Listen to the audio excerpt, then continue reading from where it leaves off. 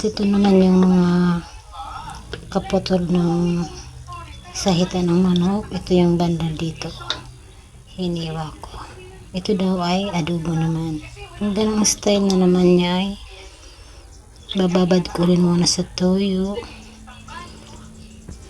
bawang at paminta. Tapos mamaya ipiprito ko siya ng konti bago ko siya lalagyan ng sangkap guys para sa adobo. Kanya-kanyang paraan lang naman ang guys. Ang mahalaga maluto ayon sa ating panlasa. O diba? Have a nice day everyone.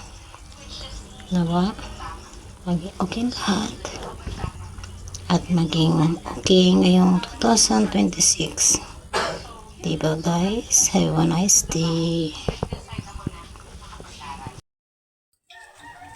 Ito na yung minarinate ko kanina guys, sa toyo, bawang at paminta. Gagawin ko tong adobo, pero ipiprito ko muna.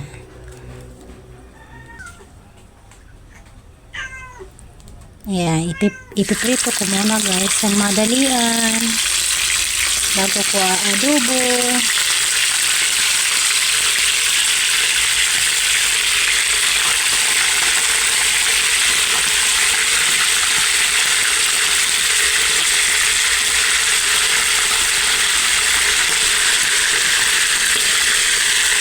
Style ko lang yan guys, hindi naman kailangan maluto na dyan. Gusto ko lang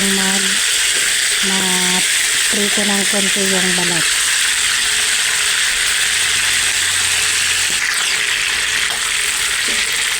Tumitinamsik. Okay. Yan. Mag golden brown lang ng konti yung balat guys. Okay na. Yan ang kailangan maluto na talaga. Kasi pang adobo natin to. Para may iba naman yung pamamaraan. Pero adobo pa rin ang kalalabasan.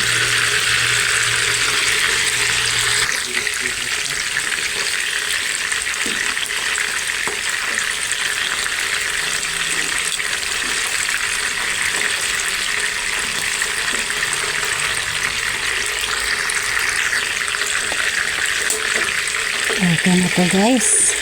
Pinirito ko lang naman ng konti yung ibabaw.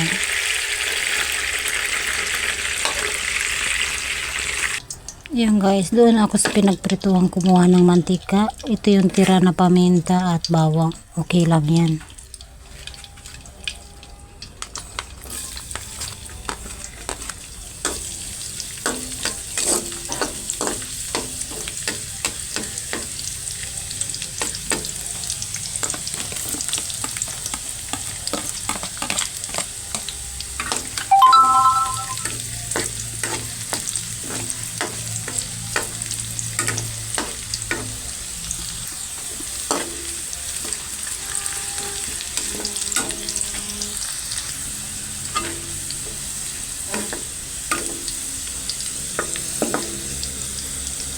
Balik na natin yung manok na ating pinirito guys. Ayan.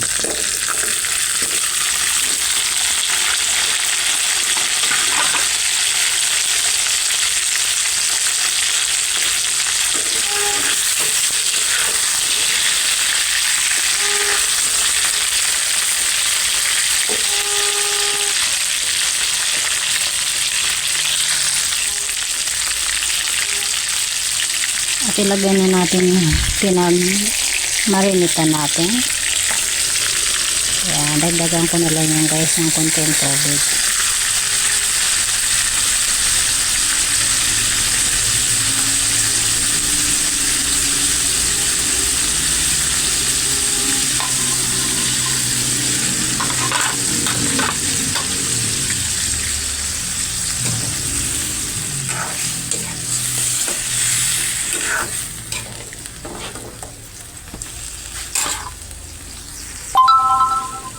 Ayan, maglagay ako ng buong paminta guys at konting medyo durog. Ayan, at lagyan natin ng pampalasa.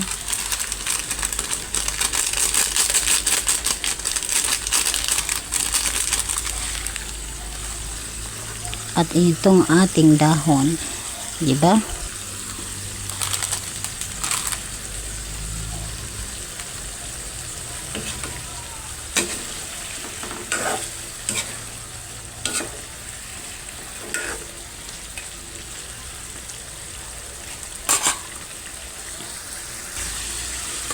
Ayan guys, samahin ang apoy lang.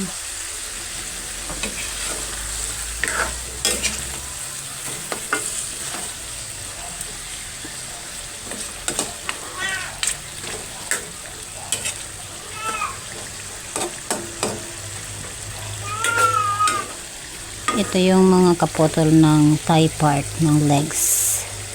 Kasi yung pinaka thigh part ay pinirito na.